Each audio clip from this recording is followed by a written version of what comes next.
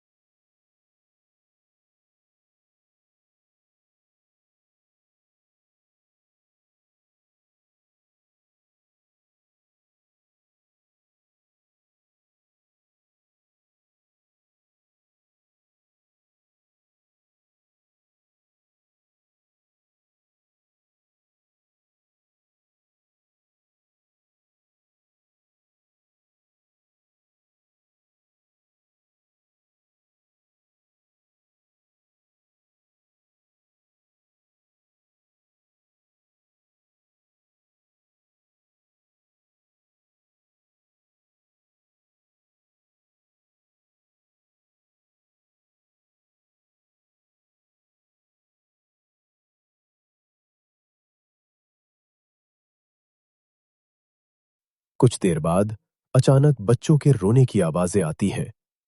आरव, अनाया, क्या हुआ? अनाया जमीन पर गिरकर रो रही है और अमृता ने आरव को पकड़ा हुआ है। माँ, क्या कर रही हैं आप? रीमा आरव को छुड़ाती है।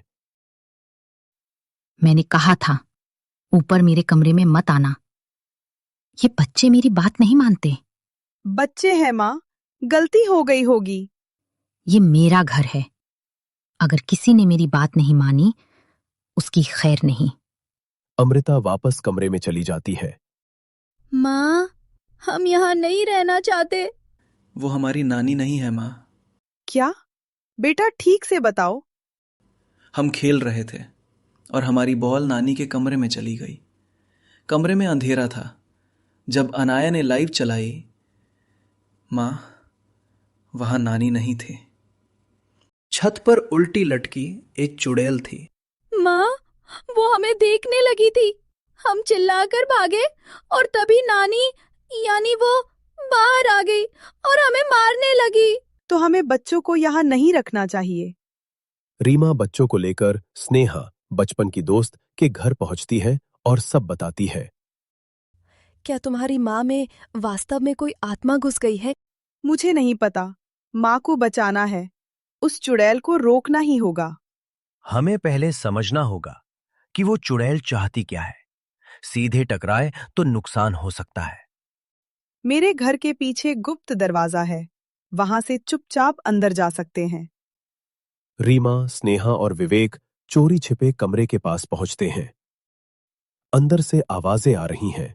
अंदर चुड़ैल की दो आवाजें, एक अमृता की, एक भयानक। मुझे कुछ भी कर लो, मेरे बच्चों को मत मारना।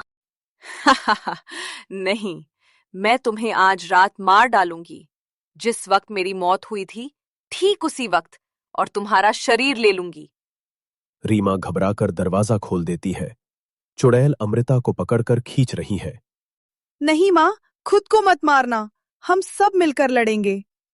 तू मुझसे लड़ेगी इंसान? तुझे तो मैं अभी कुचल दूंगी। चुड़ैल रीमा को हवा में उछालती है। रीमा गिरती है। विवेक पीछे से बड़ा डंडा उठाकर चुड़ैल पर हमला करता है। दूर रहे इससे। चुड़ैल चिल्लाती है। कुछ देर मार खाने के बाद धुएं जैसी बनकर भाग जाती है। अमृता होश में आती है। सब ठीक हो चुका है। अगर स्नेहा और विवेक नहीं होते तो मैं आपको हमेशा के लिए खो देती माँ। मेरी बच्ची, तुमने मुझे बचा लिया। बच्चे दौड़कर नानी से लिपट जाते हैं। नानी! नानी!